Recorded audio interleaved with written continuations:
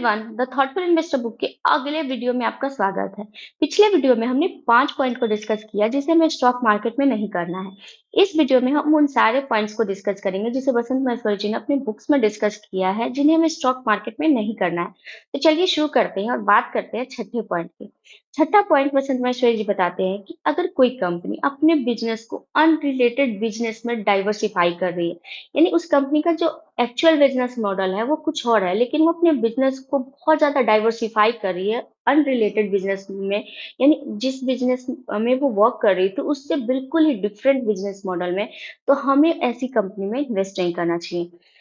सातवां पॉइंट वसंत महेश्वरी जी बताते हैं, अगर किसी कंपनी का मतलब किसी फास्ट ग्रोइंग कंपनी का आरओई बहुत ज्यादा लो है तो ऐसी कंपनी में इन्वेस्ट नहीं करना चाहिए। अगर कंपनी का जो कैश फ्लो है वो लगातार निगेटिव हो रहा है तो ऐसी कंपनी में भी हमें इन्वेस्ट नहीं करना चाहिए। अगर कोई कंपनी लगातार डेट लेकर के और फिर अपनी कंपनी को फाइनेंस कर रही है, अपनी कंपनी को ग्रो कर रही है, तो हमें ऐसी कंपनी में भी इन्वेस्ट नहीं करना चाहिए, क्योंकि ऐसी कंपनी के जो इक्विटी होते हैं वो बहुत ज़्यादा डायलूट होते हैं। यहाँ पे बसंत महसूस जी कुछ एग्जांपल्स भी बताए हैं, Unitech, Pantaloon retail, Opto Circuit, Indiabulls, Punj Leyland, ये सारे एग्जांपल्स बताते हैं जिनमें कैश फ्लो की प्रॉब्लम्स थी, तो किसी कंपनीज में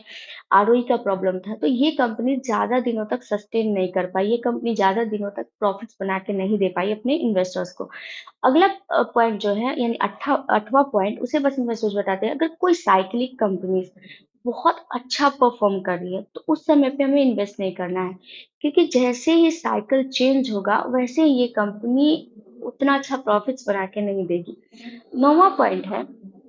कि अगर किसी कंपनी का जो मार्केट कैप है वो अपने ओवरऑल फैक्टर्स से ज्यादा है तो ऐसी कंपनी में इन्वेस्ट नहीं करना चाहिए। एग्जांपल के थ्रू समझते हैं, मान लीजिए कोई एक स्पेसिफिक एक पार्टिकुलर टेक्नोलॉजी की कंपनी है जो इन्वेस्टर्स के बीच में बहुत ज्यादा पॉपुलर है, इन्वेस्टर इसे बहुत ज्यादा पसंद कर रहे हैं, इन्वेस्टर्स इस कंपनी में प्रीमियम पे करके भी इन्वेस्ट करना चाह रहे हैं।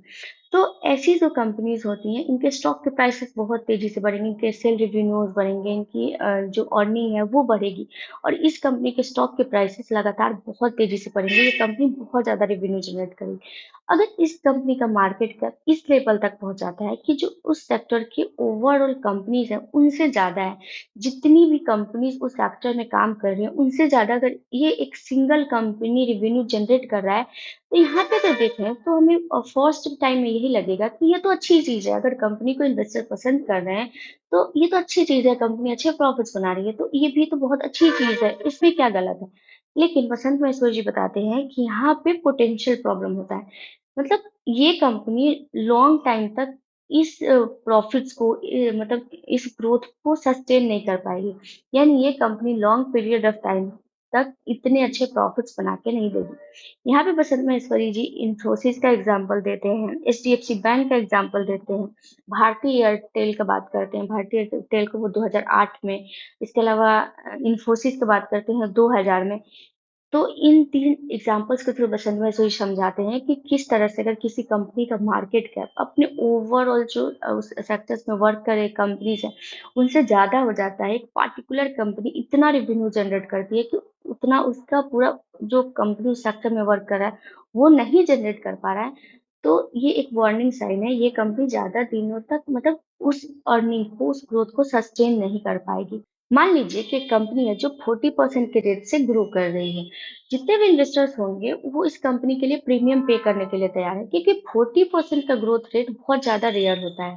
तो इस कंपनी का जो पीई रेशियो है वो है 40 टाइम्स। तो अगर यहाँ पे ईपीएस निकालें तो वो निकलेगा 1 रुपीज। यहाँ पे बसंत मैसेज बताते हैं, अगर फ्यूचर प्रेडिक्शंस की बात करें तो ज्यादातर एक्सपर्ट्स मानते हैं कि इस कंपनी का जो ग्रोथ रेट है वो 25% स्लो हो जाएगा, यानी अगर एक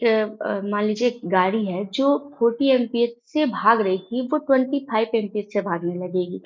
यहाँ पे बसंत महसूल जी बताते हैं कि ज्यादातर जो एक्सपर्ट्स हैं वो मानते हैं कि ये कंपनी 25% से स्लो हो जाएगी अगले 5 सालों में। तो अगर इसका ईपीएस निकाले तो वो हो जाएगा 40.34, यानी जो स्टॉक के प्राइसेस 40 पे ट्रेड कर रहे थे वो अब 1008 पे हो जाएंगे। यानी अगर किसी इन्वेस्टर्स ने उस स्टॉक को 40 पे खरीदा होगा तो अगर उसके प्राइसेस 1008 पे हो जाएंगे अगले 5 सालों में, तो एक ये अच्छा इन्वेस्टमेंट है, अच्छी अपॉर्च्युनिटी है, ये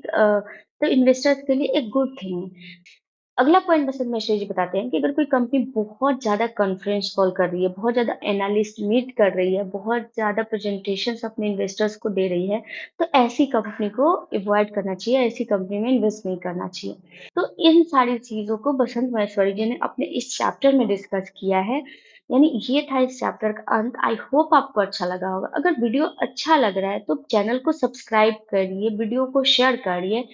और कमेंट ज़रूर करिए। ये ज़रूर बताइए कि आपको वीडियो कैसा लग रहा है और साथ ही साथ अगर आपके कोई सवाल है तो उसे आप कमेंट बॉक्स में पूछ सकते हैं। अगर आप मुझे कुछ बताना चाहते हैं तो उसे भी आप कमेंट बॉक्स में पूछ सकते हैं। तब तक के लिए थैंक यू।